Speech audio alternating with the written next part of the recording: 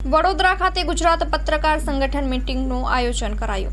પત્રકારની એકતા અને અખંડતા માટે, ન્યાય અને હક માટે તેમજ પત્રકાર પર થતા અત્યાચાર માટે પત્રકાર એક થઈ એક મંચ પર આવી લડત લડે એ સાથે કંચન પરમાર દ્વારા ગુજરાત પત્રકાર સંગઠન મીટિંગનું આયોજન કરવામાં આવ્યું, જેમાં વડોદરા શહેર તેમજ આજુબાજુના ગ્રામ્ય વિસ્તારના પત્રકારો પણ ઉપસ્થિત રહ્યા હતા। Story report by Nikhil ગાયકે।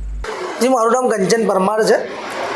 Gujarat पत्रकार संगठन एटले के जीपीएस नी आज एक रचना करवामां आवी छे ने मोटी संख्या में विविध जे चेनलोना न्यूज़पेपरोना पत्रकार अहींया आव्या छे।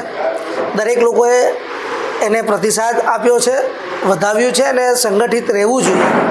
आपणे सौ जाणीए छे के एकतामां एटली शक्ति छे कि ज्यारे आपणे बधा एक बनीशुं अने एक थईने अवाज આપણે બુલંદ કરીશું ત્યારે આપણું મૂળ કામ છે, જે ક્ષેત્રમાં આપણે બધા છે કે જે પત્રકારનું મૂળ ધર્મ છે કે જ્યાં ખોટું થતું હોય તેને ઉજાગર કરવું અને એના સામે અવાજ લડવો। પરંતુ અત્યારની પરિસ્થિતિ એવી છે, આ યુગની અંદર આપ સૌ જાણો છો કે સાચું બોલવા જ્યારે પણ કોઈ પત્રકાર ઊભો થાય ત્યારે એનો અવાજ દબાવવામાં આવે છે।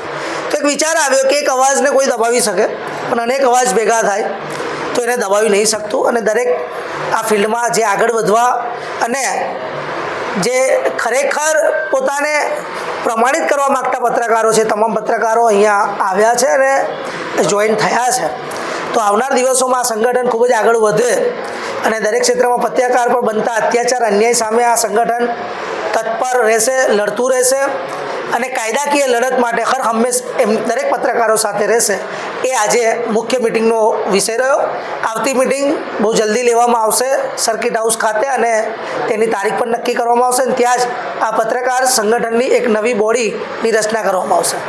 મારું નામ હુસેનભાઈ મુલતાની, ટાઈમ્સ ઓફ ગુજરાત ન્યૂઝના ચીફ એડિટર છે। અત્યારે હાલ તરસાલી ખાતે ગુજરાત પત્રકાર જીપીએસ સંગઠન માટે બધા ભેગા થયા છે અહીંયા આગળ, જેમાં પત્રકાર મિત્રો તેમજ સોશિયલ મીડિયાના પત્રકાર મીડિયાઓ જોડે જોડે બધા સંગઠિત થયા છે અને આ આયોજન કંચનભાઈ પરમારે જન અર્પણ દ્વારા કરાવ્યું છે। તે બદલ હું એમનો આભાર વ્યક્ત કરું છું અને દરેક આવનારા મહેમાનોનું પણ હું આભાર વ્યક્ત કરું છું, એમનું સ્વાગત કરું છું। અત્યારે હાલ જે રીતે પરિસ્થિતિ ચાલી રહી છે, અમુક પત્રકારો દ્વારા સોશિયલ મીડિયા ઉપર વાહિયાત વાતો લખીને જે રીતે મોકલવામાં આવે છે, એમને નાના દેખાડવામાં આવે છે। હું એમને એક જ વાત કહીશ કે કોઈ પણ પત્રકાર કે કોઈ પણ સોશિયલ મીડિયા ઉપર ચલાવતો ચેનલ એમએસએબી પર તે લોકો કોઈ પણ નાના નથી હોતા કે કોઈ મોટું નથી હોતું। દરેક સંગઠનના દરેક મિત્રો સરખા હોય છે અને આપણે જે પણ લડતો લડવાની છે, પ્રજા માટે લડવાની છે, ગરીબો માટે લડવાની છે, એમને એમનો હક અપાવવાનો છે, તે વિષયમાં અમે લોકો આજે અહીં ભેગા થયા છે અને આ સંગઠનની એક રચના કરવામાં આવી છે। હું એમને આવકારું છું।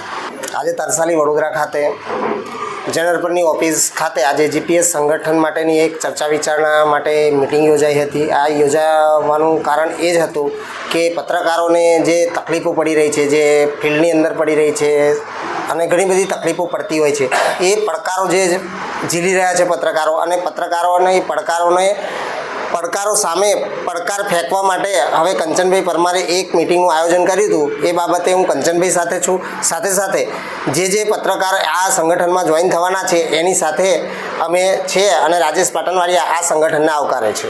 નમસ્કાર દર્શક મિત્રો, આજ રોજ વડોદરા તરસાલી ખાતે અમારા મિત્ર કંચનભાઈ પરમાર દ્વારા ગુજરાત પત્રકાર સંગઠનની રચના કરવામાં આવી હતી, જેમાં મોટી સંખ્યામાં વડોદરા શહેર અને જિલ્લાના પત્રકારો જોડાયા હતા।